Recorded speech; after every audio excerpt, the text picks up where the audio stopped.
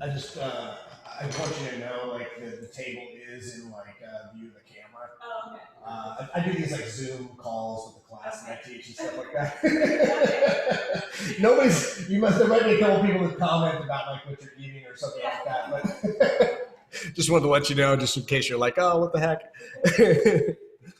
Hey, everybody. Got my roommates here. They're on camera.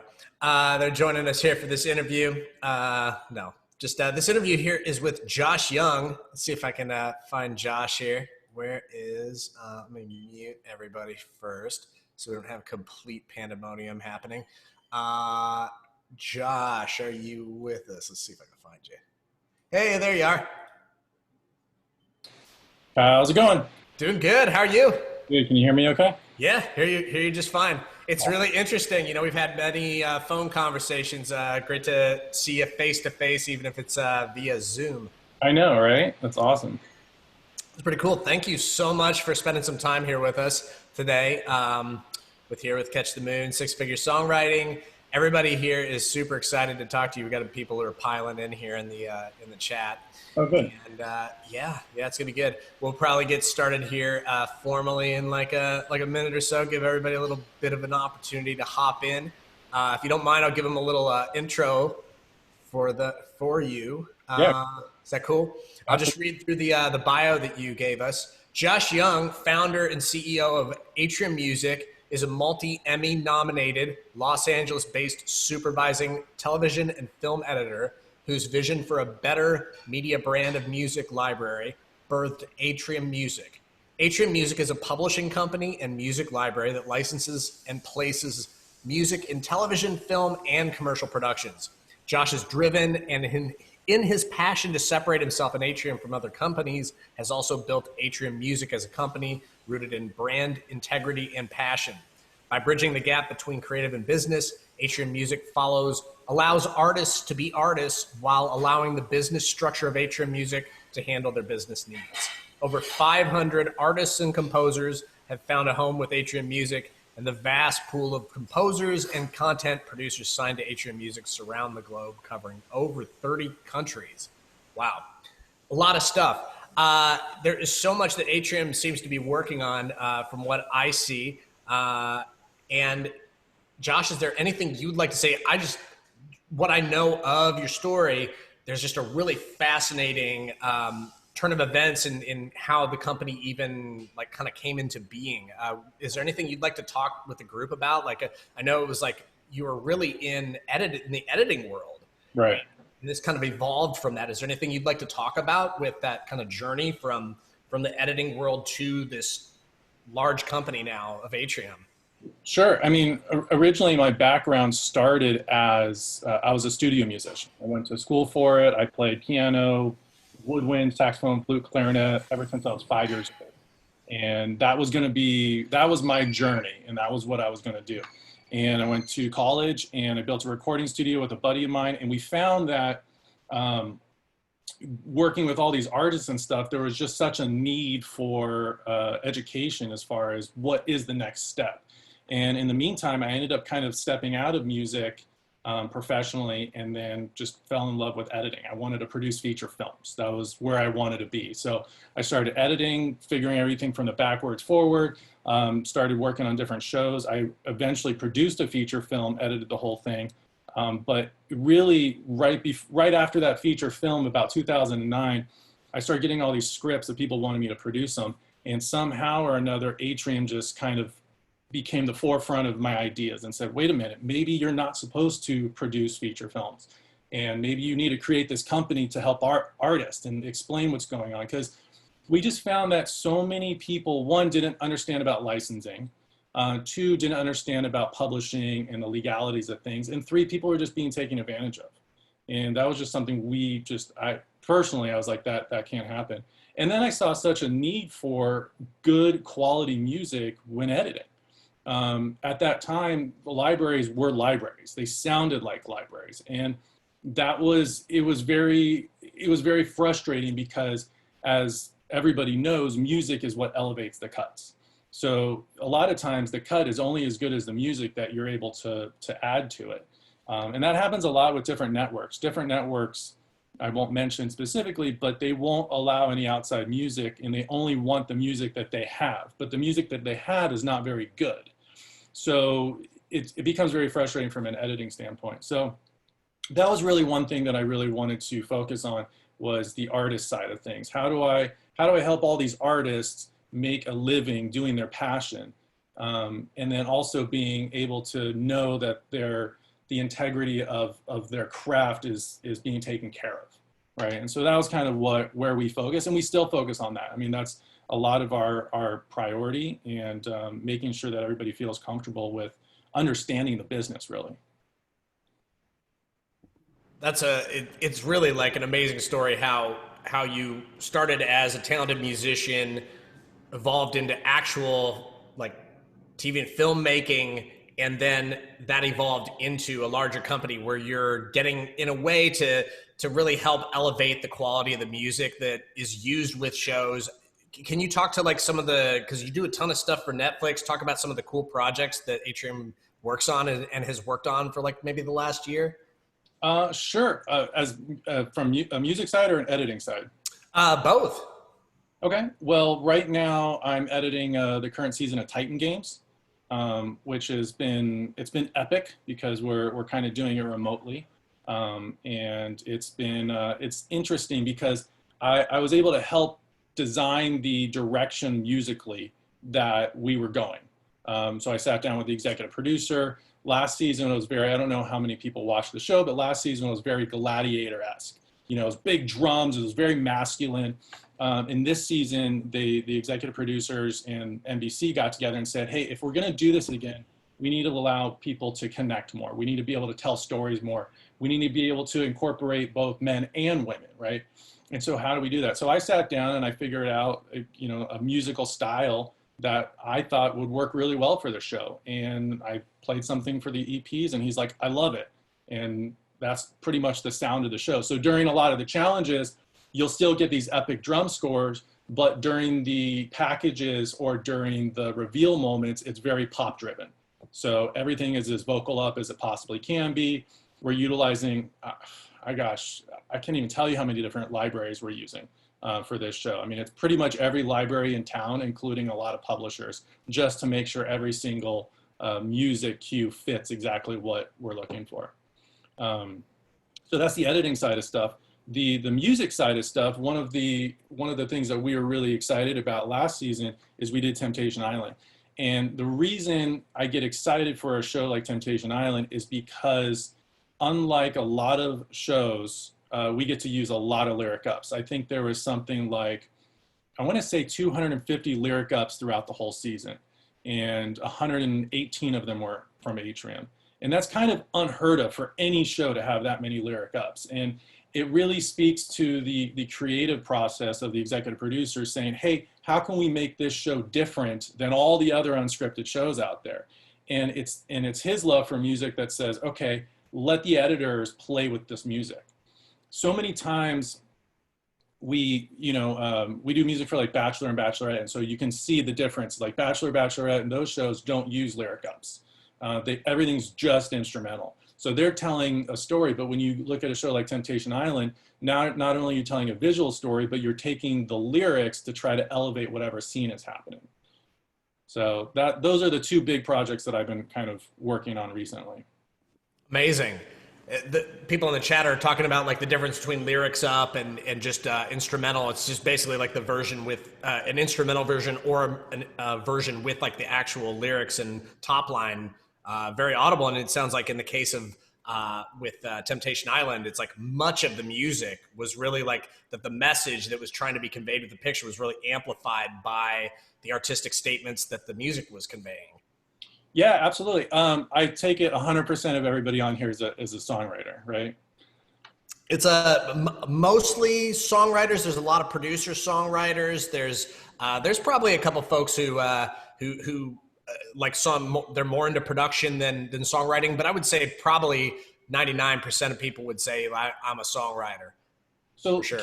Can I speak to those guys real quick, those specific ideas? So, writing for, and you know this so well, but writing for television film is so different than writing a song that I want to write a song for me. I'm going to write an album. By the way, one of the reasons I got out of music was because I'm not a good composer, right? I was a studio guy. I could play anything you put in front of me the first time, but as far as like writing something, that wasn't for me. And I saw the writing on the wall, and I saw all these guys who had like 2 and 3 jobs. I'm like, wait a minute, I should figure out what I'm good at.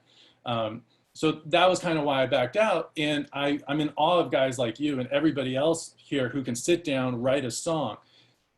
What I look for as I guess you could say a producer or a music supervisor or even an editor is, how do I take my scene and I elevate it, right? So one of the things that I look for is, one, I look for a feel, a vibe. Like, is it the right vibe of what I'm looking for? I'm literally looking at Titan Games right behind me. So when I'm looking at a winning moment, right, these guys are battling it out, and all of a sudden they pull the chain, the lights explode. What do I want? I want a big victorious moment, right? I want it to sound current. I want it to sound like it's something that people are gonna, oh my gosh, what song is that? I gotta Shazam that, right? So the quality of all the instruments are just tip top, and the lyrical content is not specific enough to what's going on, but general enough to tell you what's happening, if that makes sense. So when it's like, I'm a warrior, or I'm never gonna back down, it's a fairly general statement that these chorus or these hooks are saying. If you get into a situation, and again, I love these guys who, especially in country music, where it's the whole entire song is a story, that typically doesn't work for placements for me, because I can't take a snippet of something and use it for something else, if that makes sense, right? You have to kind of follow the lyrics to get the whole entire story. But a lot of times with lyric ups, we're only using a drop. We're going to use this like, I'm victorious. This is amazing. Here I go, winning again. And then we dip back down into the instrumental, right? So we're only looking for these little lyrical moments that elevate the production value. And then in the background, now we have the instrumental for the next 45 seconds that allow us to kind of keep that energy going.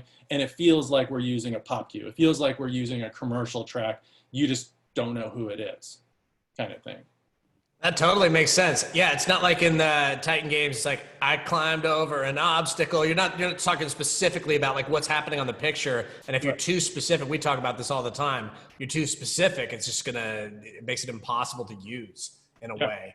That's great. That's great stuff. Any example of songs, because we have a ton of songwriters, ton of producers here, but also everybody who's in this room is interested in, how do I get my song onto a show like Titan Games or Temptation Island? It's like, one of the biggest details about that is like, what kind of songs are you looking for? Can you give us some examples of maybe some songs that you've looked for recently, in terms of whether it's just like genre or specific references, things like that? Well, we just sent out, the industry is kind of slowed down, as I'm sure you guys have covered endlessly. So there hasn't been a ton of requests, but things are starting up. So the most recent brief that we sent out was for Temptation Island, and we're looking for like party music, stuff that they can play during production. Because what happens is, Bachelor and all those different unscripted shows, they need to play music because they need to keep the excitement. I'm sure you guys have seen if you guys watch, what's the Jersey Shore, when they go into a bar and everybody's talking and you're like, why are there subtitles over the whole entire thing? It's because they're playing commercial music in the bar and you can't clear any of it, right? So what the producers try to get hip to is let me find some great licensable music that I can play in the house or at a bar that people will still have that same kind of energy and dance to and move to, but you can clear it all, and you can have the music in the background and the dialogue can be up, and you don't have to worry about any of that stuff. So we just sent out a brief for that. Other than that, everything's been kind of a little bit slow right now. But when back to your other question is like, how do people get involved in licensing? And this is a big question. A lot of companies don't take solicited material. And you can send your music to music supervisors, you can find the music supervisors, you can do all of that stuff. it's a difficult way to go, but I know that it works, right? And it's all about building relationships. Events like this are fantastic because now, everybody, you meet people. Usually in person, they're a little bit better because you can wait afterwards and shake somebody's hand. You can get a little face-to-face time and, bug them. I really enjoy going to those events where it's like 3 or 4 days and you sit down with people and you learn people's stories and now you have a relationship. Those things are really important relationships. But you can submit music to libraries. Different libraries have different deals, so you always have to be aware of that. We take open submissions. We find now that, we used to get up to 20,000 submissions a year. I'm really trying to not listen to that much music anymore because it becomes a lot. So we don't take physical submissions anymore. We do only digital submissions, and we have a guideline of how people submit to us. And it's important, whether it's Atrium or anybody else out there, that you send them music the way they want. For us, and we require AIFFs. We require a minimum of 10 songs to submit. You have to fill out this form and you upload it, right? If there's any samples in it, we don't listen to it. If people submit 3 songs and not the form, we don't listen to it. And the reason that I do that is because if I'm going to take my time to listen to your music, I would appreciate it if you took your time to submit it to me so that way I can listen to it well. If I'm constantly chasing links and having to download stuff and it's like, oh, that's 3 songs, and then I got to go back and be like, do you have more? Or if there's a watermark, then I have to go back and say, hey, can I get a version without the watermark? If there's a sample in it, I have to say, hey, that's a sample from Willy Wonka and the Chocolate Factory. We can't clear that. All those things take a lot of time. And so we just ask that you submit it that way. I know a lot of music supervisors where we just send them music directly because we have relationships. But if you don't have a relationship, a lot of times they have how they want music listed on their website. So some people may want a digital link that they can just stream stuff. Some people may want an MP3 with metadata. It's just really important that you send people music the way that they're choosing to accept that kind of music. So I know that's a long answer, but the other thing that's important to think about too is a lot of these companies, a lot of music supervisors will go to a library, especially nowadays because the quality is a little bit better, because they know everything's already cleared. They don't have to worry about chasing down writers. They don't have to worry about chasing down a 4% master owner. They can come to Atrium and say, Josh, do you have this? I'm in the mix right now. Sure, here you go. Cool, thank you. And they know we can sign off on it. As you know, sometimes it could take 6 months to clear a song because, there may be 4 writers. I'm sure this is something you guys have covered too when you guys do co-writes, how to talk about what the ownership is ahead of time. Hey, we're going to sit down, we're going to do a writer, we're going to own a 50-50. What happens a lot of times is people are not clear on that. And so we'll get a song and someone's like, oh yeah, I own 50% of the writers. And the other person's like, no, I own 100% of the writers. You own the public. And so you end up having to just go back and forth, back and forth. So that's why a lot of these music supervisors will prefer a vendor or a music library that they're used to working with because they know they don't have to deal with all of that. Yeah, so you're like up front, you're vetting all the tracks that are coming in, and sure, everybody that their process is very stringent, but it's like in the end, it's like a really good thing, Josh, because it's like, correct me if I'm wrong, that it just protects everybody who wants to use the music. They have the peace of mind that they know that whatever music that is used, it's going to be a situation where there's no samples. You're not going to have any ambiguity around like who owns the song. Exactly. Yeah. Yeah.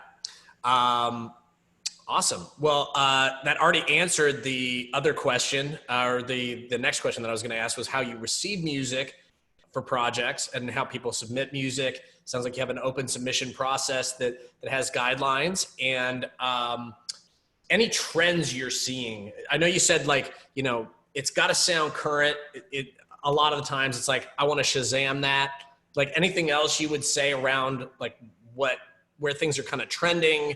Obviously a lot of popular music makes its way onto TV, so popular formats, but anything you want to speak about like more specifically with like where things are going? Sure. In film, a lot of times there doesn't tend to, at least in my opinion, or that I've seen, there doesn't tend to be a trend, right? Because usually films are very specific to a story. So a lot of times they could be a time period, or they're a lot more fine-tuned as far as what they're looking for, right? So that kind of varies all over the place. Same thing with scripted TV a lot of times. So when you look for the trending stuff, you're looking for the unscripted shows. And within that, I would say a lot of the stuff that ends up being current is what's sounding current. So a lot of the pop, the dance pop stuff. Electronic doesn't really get a lot of placements because it becomes very monotonous, but very uplifting type of songs. The need to breathe, the fun, the very like boom clap type of victorious stuff that would play in a Titan game, stuff that would play in. I'm always looking for like the anthemic rock, so to speak. Stuff that just you listen to and you're like, yes, that's amazing. It just gets you going and it drives. We use a lot of that stuff for like commercials and teases and just very high energy MMA stuff. They really like that type of thing. So I would definitely go for there. But here's the thing too. If you're an artist or you're a composer and you're not good at that, don't do it. Right? It's so important. I mean, there's a lot of guys who are really good at everything, and those guys are unbelievable. But if you're not good at a particular genre, don't do it. Unless you have somebody you can co-write with who can get those sounds. And I see that a lot. Like I have a composer who his score stuff is amazing. And then he started sending me some of his band stuff and just the vocals don't work for me. And I feel bad because like I really like him and I love his music, but that particular genre doesn't work for him, right? But he's still working on it, and I can go back and forth. I had another composer, same thing. His production stuff was amazing, and then he sang a couple tracks, and I denied it, and I'm like, I don't think that really works. It's not where it needs to be. If you're little side note, if your vocals are super wet, doesn't work. If they're super affected, doesn't work, in most cases, because now you're taking your attention off of the scene of what's going on. You're like, oh, that's kind of weird. And that becomes very more niche. Like, oh, we need something that sounds like this. That's going to be a very difficult placement. So those are some of the things that we go up against. So that's my little sidebar. It's like, do what you're best at and practice some of the other stuff, but know what you're good at, kind of thing. That's great advice. Totally in alignment with what we talk about in terms of like finding your lane.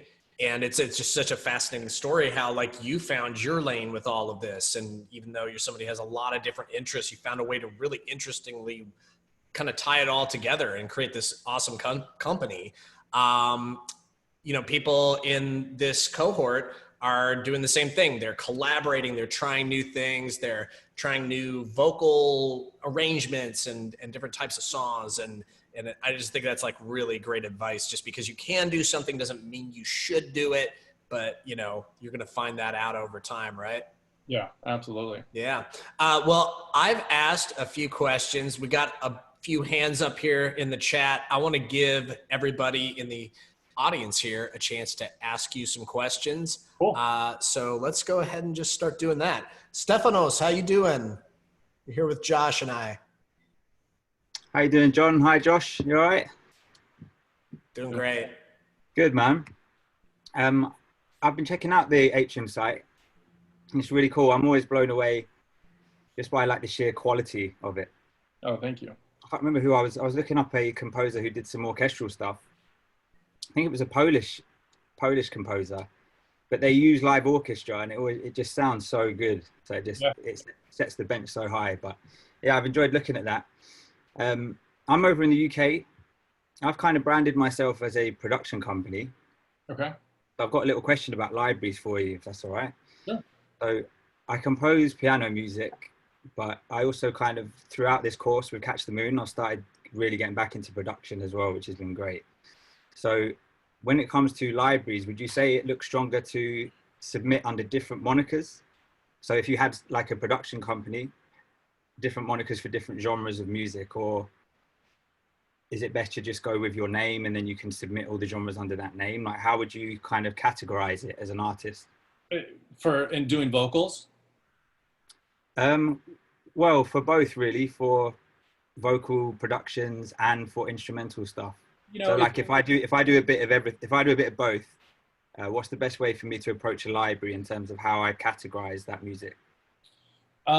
it doesn't matter too much to me.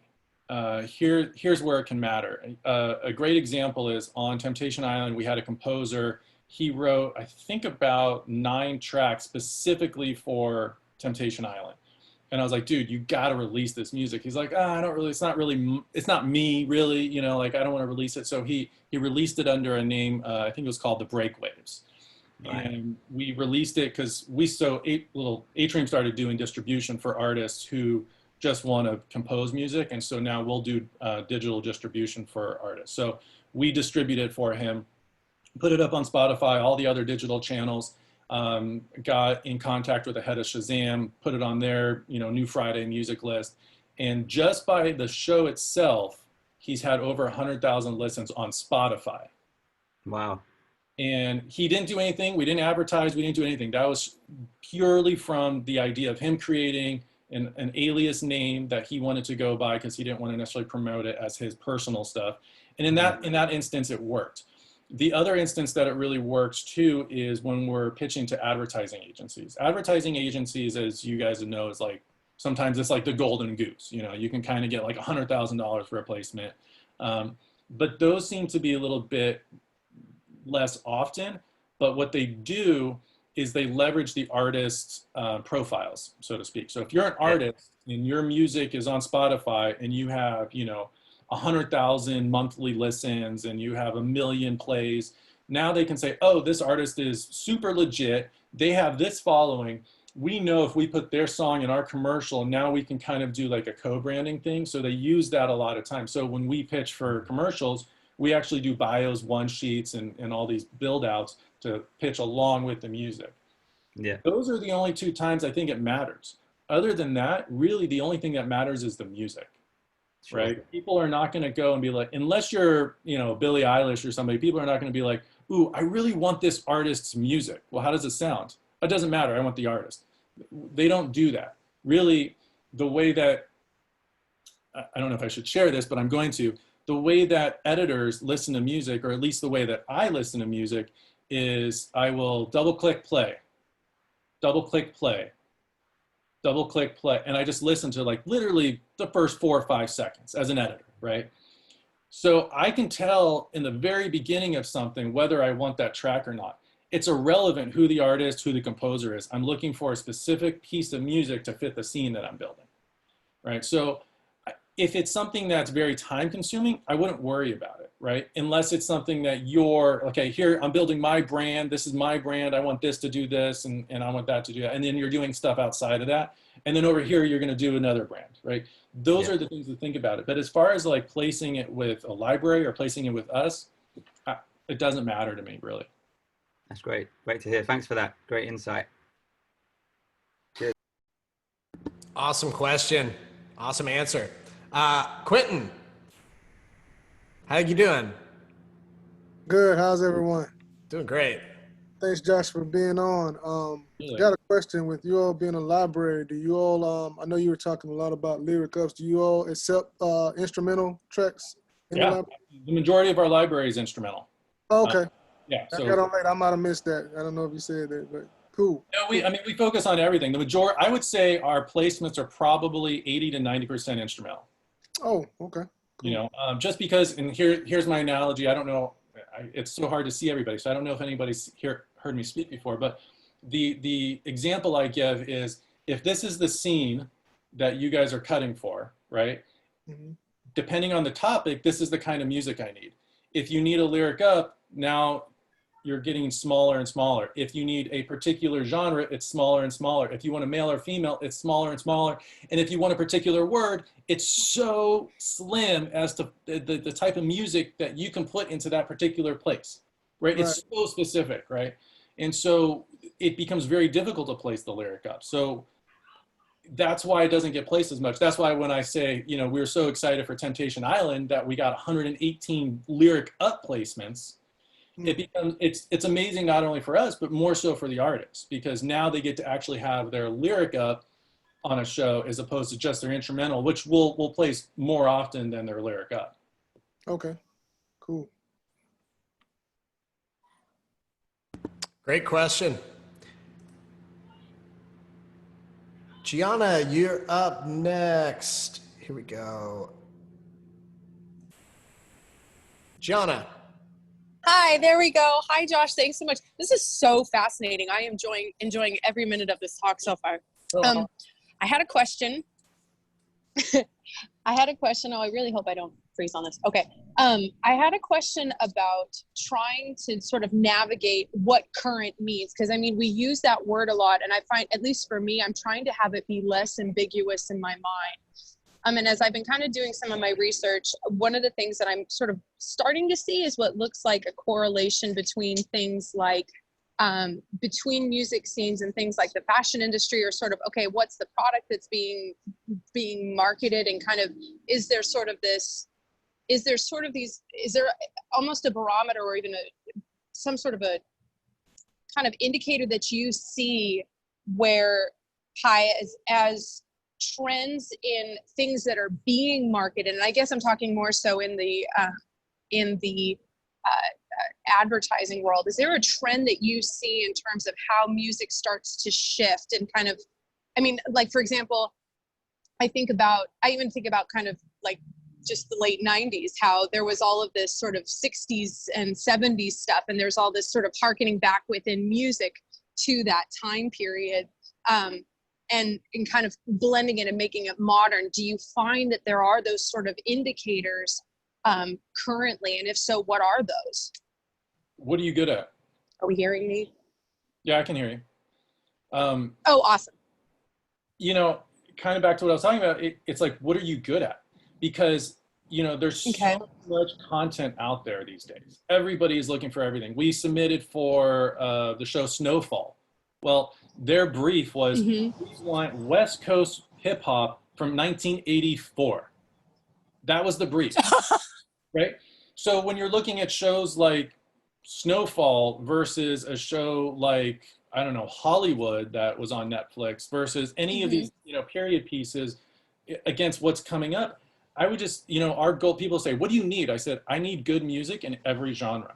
That's what I need. If you're good at it, I want it, right? Because we, you know, you never know what people are going to ask for, you know, and I don't know if there's a way to dictate what people want. I mean, people still want the, you know, the happy, fun, you know, the band fun type of music, Need to Breathe, all the boom clap stuff. And I feel like that's kind of dated, but TV, I think, is behind the 8 ball a little bit, you know. On the Hills, I remember I placed the Billie Eilish track, and I mean, that's super current.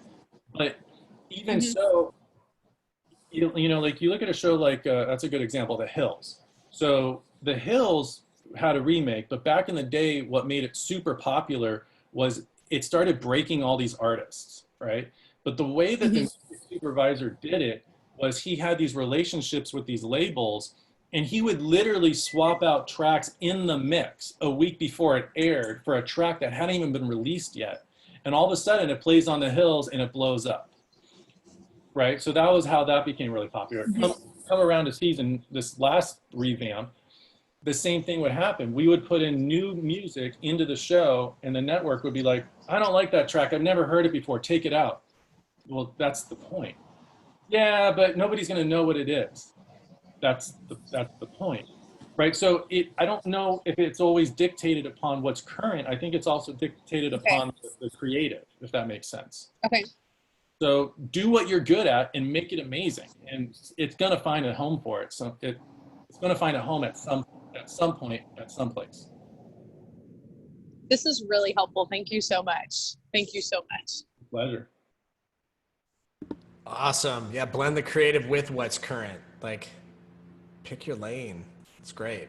Jackie, what's up? How you doing? Here with Josh.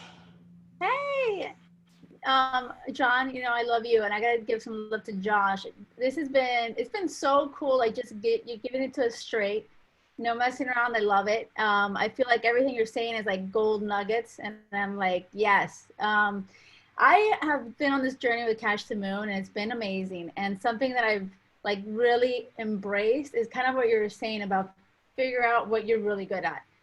And I definitely am in the darker scene. Like I'm in the dark, sad pop, and I'm kind of loving it. I'm like owning it. I'm like, yes. So I was kind of forcing myself into the happiness, and I just didn't feel good there. I just like, even though I'm a happy person, I'm just like, my songs are, you know, they're just on the sadder, but empowering. Anyway, the point is that I'm, you know, finally embracing it, owning it. I'm like, let's do this, find the home for it.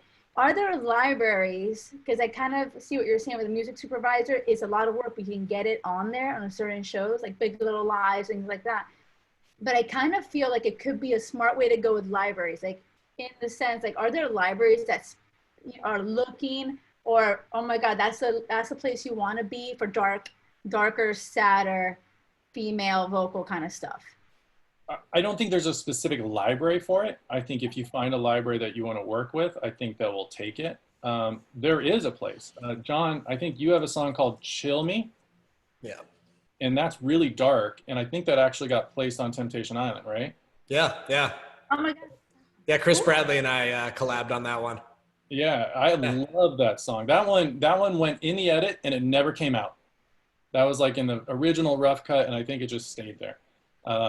But that's a dark song, and there's a you know, the last few episodes of Temptation Island is really dark lyrics, right? People are getting their hearts pulled out and they're just breaking up with each other, and it's as dark as you could possibly get. That was a perfect, and we couldn't get enough dark lyric up, actually. You know, I think we needed eventually we had some guys write some stuff, but we were really looking. So yes, there's a place for it, you know. But again, that's a very specific genre, right? It's dark pop. It's not gonna place often, but when it does, it could be really cool. Right. I hear you. Thanks, Josh. Absolutely. Sweet. All right. Maybe we take one more question, Josh, if that's cool. And then if it's cool with you, maybe spin a few songs from the people here in the group and get your hot take on them. Absolutely. Figure out what it sounds like when you're listening to the first 4 or 5 seconds. We might listen to a little bit more than that. Yeah, and when I do review music, I'll listen to the first couple seconds and then I'm like, oh, because what I'm listening for is bad instruments. I'm listening for bad strings, bad drums, synth stuff that doesn't sound good. I can hear that in the first few seconds if I'm gonna like a song or not. And then if I'm like, oh, that's cool, then I'll bounce forward. And if I don't like the song, I'll listen to a second song, and if I still don't like that, I'll do a third, but that's about as far as I'll go. Yeah. So if somebody sends you a playlist of like 10 songs and 3 are kind of, you know, strikeouts, is that kind of like you wouldn't go through the rest of the playlist? You can tell what you're getting. If there's something there, I will keep going, you know, but it's more, I would say 99% of the time I could be like, I'm not going to do it. And then I'll play through a couple extras. I'm like, yeah, it's not ready for us. So yeah, you can tell. It kind of makes sense too, because you would tend to put your best stuff in the further up in the playlist anyways, eh? Well, and the theory is if you don't have 10 strong songs, then why are you going to end up having more? Our goal is like the more songs you have with us, the more placements you're going to get. And the goal is that for us to have a relationship. I don't want to sign one person with one song and never hear from them again. I want relationships. I don't want to have 1 million people signed to the library.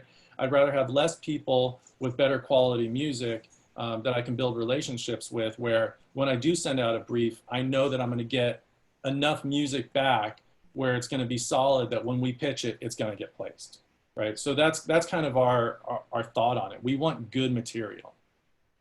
Yeah, totally makes sense. All right, let's get to it. One more question. Hey, Rob, hang on a second. Just trying to be mindful of time, Josh. I know we're all super busy people. Rob, how you doing? Yeah, good, man. Hey, Josh, nice to meet you, man. I hope you're all well, family healthy, all that stuff. And thanks for, again, laying it all out. And this is what we really need, is just the fucking truth, you know? So thank you. You said most of your library is instrumentals. And so when I end up submitting my stuff, I do have one instrumental, but the other ones that have lyrics, do you prefer just sending the instrumental tracks, or do you want both? or some of mine that have lyrics just work just as well with the instrumentals. So I just was curious. If you have an instrumental, we're always going to ask for, if you have a lyric, we're always going to ask for an instrumental. We won't typically put a lyric in our library unless there's a matching instrumental. Gotcha. Reason being is because nobody's going to place a song under a dialogue scene with lyrics in it.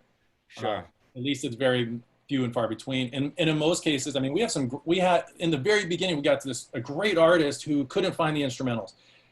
I can't place his music because every time somebody wants it, they want the instrumental. I'm like, oh, we don't have it. They're like, okay, we'll find something else. Yeah, well, the specific question is for the 10 that you upload, do you want them with lyrics or do you want them without lyrics? If it's a lyric track, I want the lyric. Gotcha. All right. If you're, I want whatever you want to have in the library. So if you're like, I'm a lyricist and I produce all these artists, here's all the music, here you go. If you're a person that just composes and, instrumental, then upload that. I'll listen to that too. We have different series. We have a composer series, which is all instrumental. We have an artist series, which is all artist driven stuff. But every lyric song, and that's whether you're submitting to Atrium or anybody else, here's a couple tips. Make sure there's always an instrumental available because you're always going to get asked for it. Make sure your songs don't fade out because you can't end the song very easily if it fades out. I can always fade it out, but if there's no ending, like Atrium, we won't accept a song if it fades out. We want solid endings. And the analogy I give is if you're telling a story, you always focus on the beginning of that story or the beginning of your song. Why are you going to make sure there's no period at the end of your story? Don't end your song with an ellipses. Like, finish it, right? Yep. Book close. That's the idea. And make sure it's just as strong. Make sure it doesn't just stop on a 1 or whatever. Make sure there's a definitive ending to that story, right? That's so important. And then the other tip I have is if you modulate, don't change to a key that you can't end with, basically. So a lot of times I might take the very beginning of a song and then I only want to play the first 15 seconds of it and then I want to end it. I'm going to go and grab the sting at the very end and I'm going to tack it on there to make a really short song. If you modulate and it's in a different key, I can't end it. I don't want to use it. And it's just that easy to be like, oh, that doesn't work. I'm going to another song. And you don't even think about it again. If it doesn't work for what it is, I'm going to go to another song as an editor. Awesome, man. Great tips. Thank you so much. And then one last quick thing. Are you sure you're okay with, I think, 300 people in the group all sending 10? Are you ready to get bombarded with 3,000 songs? 3,000? That's nothing. First off, I doubt like that many people will submit that many songs. I'm just kidding. I'm just kidding around with Josh. That's it. Josh wasn't joking around. It's a serious situation in terms of submitting to them. So it's just be prepared. If you're going to submit music, you gotta be ready. Hell yeah. Thank you, Josh. You got it. All right.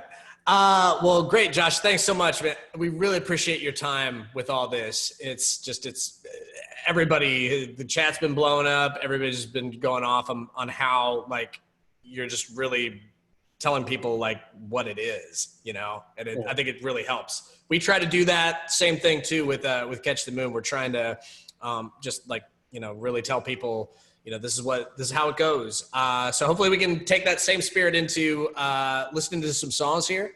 Yeah, cool. Does everybody know about taking off the compression on their Zoom when they share a song? I didn't even know that was a thing. How do you do that? So if you go up to your Zoom settings under preferences. Sick. Under audio. Yeah. Preferences. Under audio. Yep. Lower right-hand corner, it says advanced. Yeah. There's a suppressed persistent background noise. They have some new settings, it looks like. Is this new? Yeah, the first two should be disabled. It's a gate and compressor, so a lot of times it'll cut off. Man, that's cool. So suppress intermittent and background noise and suppress persistent background noise. Yeah, disable them. Okay, cool. That's great. Awesome. Then we can hear the song for what it is. And let's check it out. I didn't know that had to do with the compression. Thanks for the tip, man. Let's do this. So yeah, I'm gonna go ahead here. And was not planned this way, but Jackie Lore happens to be the first person in the list of songs. So just had her ask you a question. Now you get to take a listen to some of her. This is probably a darker one from the visual I'm seeing on this. So let's give it a listen.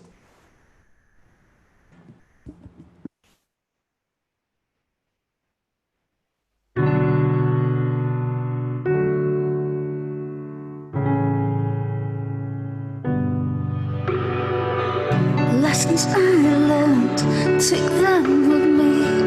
Where I go, I know I'll be okay. Time is going on, gotta be strong. But right now I can't see ahead. Put on the show, had to make some friends. Didn't know I would lose my way. Didn't know how that one night was going to decide my fate. If I could go back, I would have walked out that door. If I could save myself, I wouldn't have to be alone.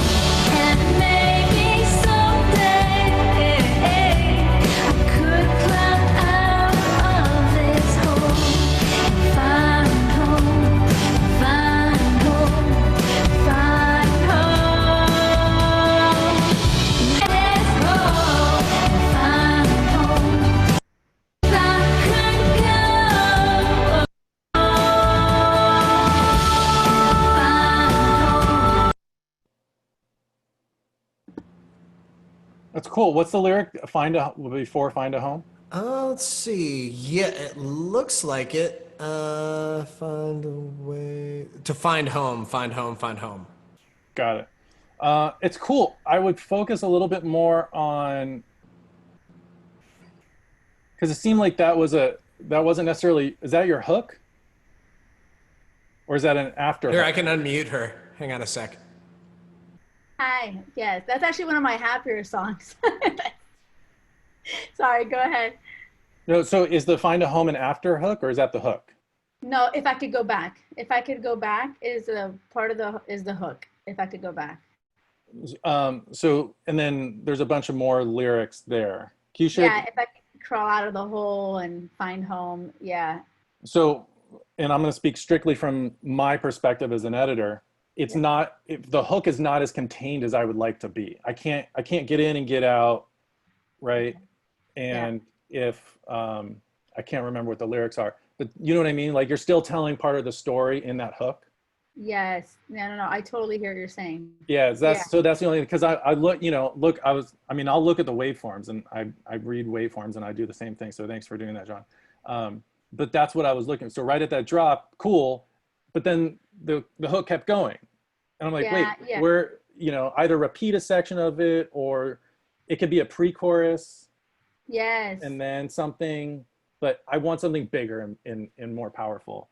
No, I totally hear you. This is one of my earlier stuff, but yes, I appreciate the feedback and I love it. Thank you, Josh. You're welcome. Awesome. Thanks. Yeah, let's do another one here. Yeah. Here we go. We got LG Trevino, The Broken Road. Let's check this out.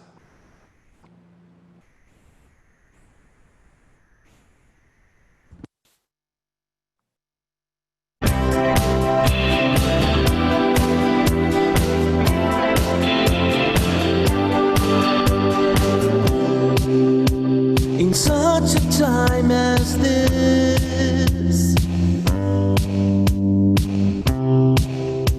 I'll hold you a little tighter.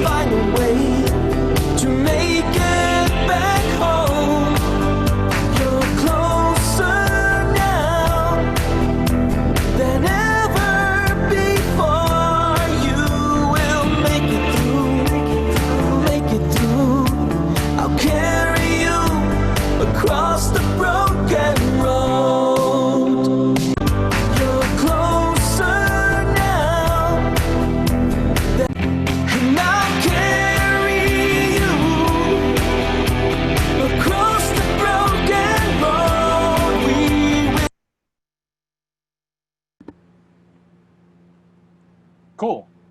Any thoughts? Yeah, kind of the same note as far as the chorus is concerned. And then for me, that feels a little dated. It feels a little Eagles-esque. And I think that has to do with the drum track and the vocal. So for trying to use that for something more current, I probably wouldn't get away with it. But it's cool. What's hard too is I'm listening, for some reason everything comes across in mono, which doesn't make me happy. But but those are the two things that I kind of like that popped out at me as far as looking. So whose is that? This is LD Trevino's. Okay. Yeah, so if that's what you were going for, then I think it works. If you're going for a more current sounding thing, then I would maybe look into some alternative like ways to do that. Yeah, but like those drum tracks, I'm personally not a fan of. Like to me, that doesn't sound. It sounds more of a drum machine, and that's the stuff that'll kind of make me go, I'm not really sure. Honest, just to be honest, but you know. Yeah. Getting looped stuff to sound like real drums is tough. It's tough sometimes. Yeah, and adding the right amount of compression and adding the right amount of reverb. I mean, all that stuff. That's what you do well. So that's why I stay out of that lane. I can just tell you kind of what I don't like. Yeah, no, this is really incredibly helpful. And I tell everybody, look, like you're going to get, this is probably, when I'm giving feedback, this is like it's a very safe space, but everybody should learn to have like elephant skin when it comes to this stuff, because that's the way you get better. Right. You get better by just like taking in the feedback, and, you can choose to ignore it, but you probably could do that at your own peril, at least in my experience with any of this. Stephanie Ogwin, you are next. Got time to listen to maybe one or two more? Yeah, I'm good on time. Thanks, Josh. Really appreciate it. Absolutely. Stephanie, you are up. Here we go. Check this out.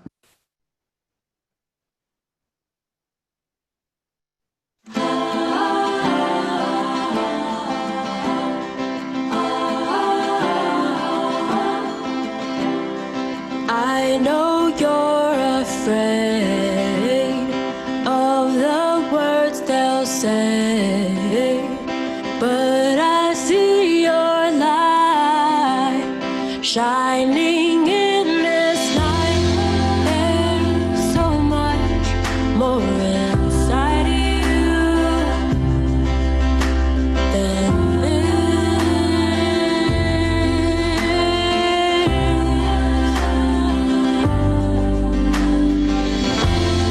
There's so much more alive in you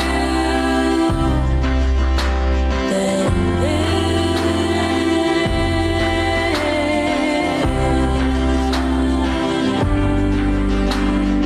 I know you won't go unless you are sure. Know that you'll be standing tall, even if you fall.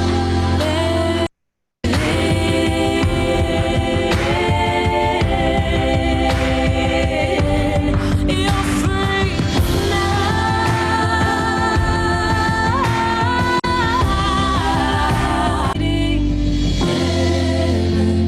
Is watching, the world is waiting there. Cool. Yeah, I like that one. Someone wrote, I can see that getting placed. I can too. It's interesting. It's another example of, I don't think structurally that's set up the way a normal song would necessarily be, but it works. And it's another example. If something works, it works. The oohs and ahs are amazing, and those get placed also really often, because if you're just looking for a type of song and you want to add an extra layer to it, the soaring vocals, and I can just cut to that in and out of an instrumental, and it's just going to be beautiful. There's no context to what's being said. So that helps a lot, but then also being able to cut in and out with a song with lyrically like that, I can kind of manipulate the story. I couldn't see what the lyrics were, but you can manipulate what some of the lyrics end up being. But I think that's beautiful. I love that one. I could see that getting placed too. Yeah, it had some gorgeous kind of choiry kind of stuff on it. Love that. I don't know. It's hard to hear on here. To me, some of the vocals felt like the attack on the very first couple of words were very hard. But that's more of an analytical aspect of stuff. Yeah, I can hear that. Charisse Carver, we're closing things out here with Charisse Carver, We Are Woman, featuring Lau. Let's check this out.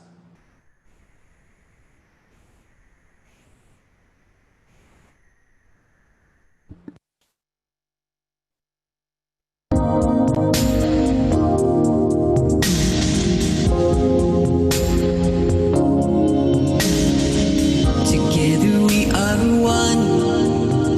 Let's lift each other up. We're fighting for the life we deserve.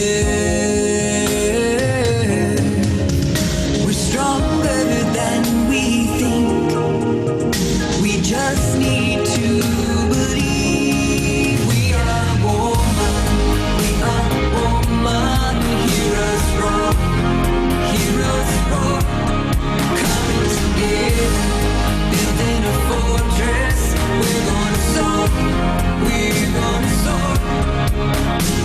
Look how far we've come. We've only just begun. We are woman.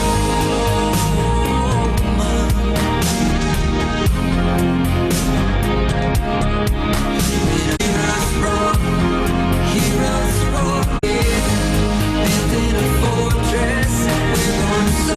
You know, and you know, and you know it.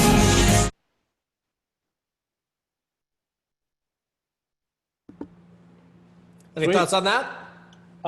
Sure. So I think a couple of things on this. I think this is a good example of organizations like this where you can find people who can write songs and people who can produce songs, and then vice versa. And I think this is a great opportunity to kind of mention this type of song would not work for us.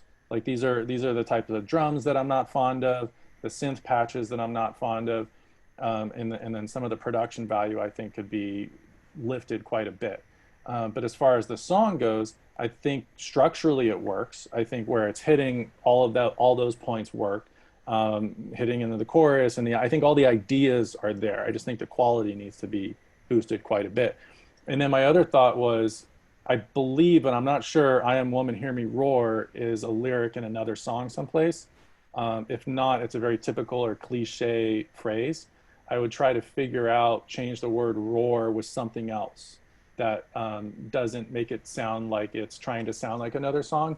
But the idea of the song is very useful. I think people are definitely looking for, woman power, women empowerment type of songs. I would just maybe try to change it a little bit to where it becomes a little bit more original, and it doesn't make you think about like, oh, I am woman, hear me roar. It's like, I am woman, hear me shout, hear me lift up, let me, be whatever it ends up being. I think you could change it up a little bit to be a little bit more powerful in that sense. That's great. All really helpful feedback, man.